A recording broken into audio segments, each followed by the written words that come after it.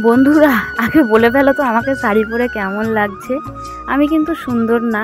আর প্রতিটা মেয়েকেই আমি একটা জিনিস জানি, প্রতিটা মেয়েকে না শাড়িতেই কিন্তু বেশি মানায়, বলে না শাড়িতেই নারী।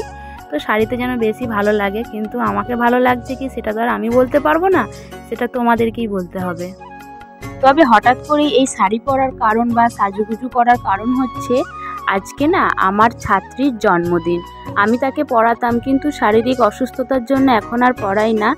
আর সবচেয়ে একটা কথা না বললেই নয়, ও হচ্ছে না এতটাই ভালো একটা মিষ্টি মেয়ে, আর এত মন ভালো, আর ব্যবহার সত্যি ওদের বাড়ির সকলেরই ব্যবহার ভীষণ ভালো গো। আমার মিষ্টি মেয়ে অস্মিতার আজকে জন্মদিন।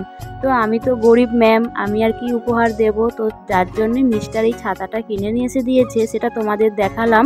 তো আমি সামনেই তো গ্রীষ্মকাল আসছে, এই ছাতাটা সে ব্যবহার করতে পারবে স্কুলে যখন যাবে বা রোদ্দুরে যখন বের হবে।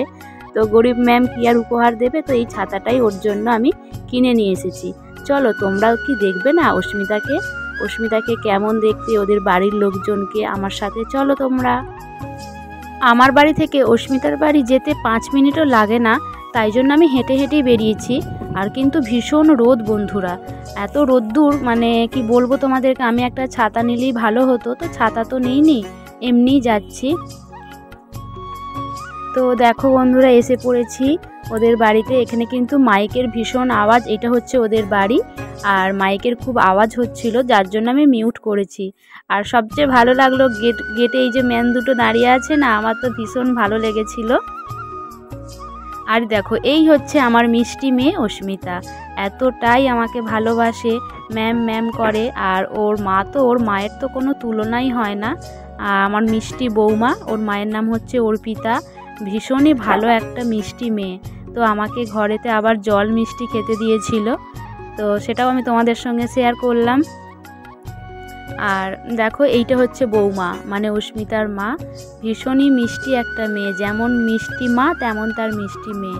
আমাকে এখনও ওরা এত ভালোবাসে, মানে আমি নিজেই জানি না। তো তারপরে তো জানো খাওয়া দাওয়া করতে হবে। ও বৌমা বলল খেয়ে নিন কাকিমা, আমি কাকিমা হই সম্পর্কে। তো তারপরে এই যে প্যান্ডেলে খেতে বসে গেছি। আর রান্না, ওরা যে আয়োজনগুলো করেছিল অস্মিতার জন্মদিনে, তোমরা মেনু কার্ডটা দেখো। আর রান্নাগুলো কিন্তু সত্যি, মানে খাওয়া দাওয়া তো সত্যি খুবই ভালো ছিল, যেটা না বললে তো নয়। আর তোমরা মেনু কার্ড দেখলেই বুঝতে পারবে। আর এই দেখো অস্মিতার ছবি, 5 বছর পূর্ণ হলো, খুব ভালো মিষ্টি একটা মেয়ে। আমি কিন্তু অল্প অল্প করে সব খাবারই খেয়েছি, খালি পায়েস মিষ্টি এগুলো খালি খাইনি, বাকি সব কিছুই নিয়েছিলাম।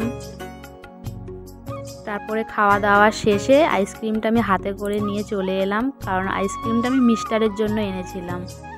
তাতে আমাকে যে যা ভাববে আর কি বলবো। তো বন্ধুরা চলে এলাম, তোমরা অস্মিতাকে অনেক অনেক আশীর্বাদ করো, আর অস্মিতা যেন আরও ভালো মনের মানুষ হয়, আর যেন সুস্থ থাকে, অনেক বড় মানুষ হয়। টাটা বন্ধুরা।